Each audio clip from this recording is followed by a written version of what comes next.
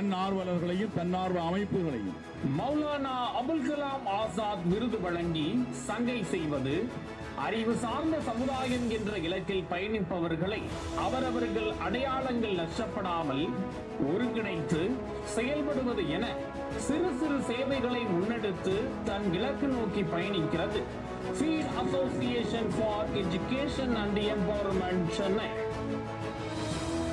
அனைவருக்கும் எங்கள் ஃபீட் அமைப்பின் சார்பாக ராயல் சல்யூட்டை நாங்கள் தெரிவித்துக் கொள்கிறோம்.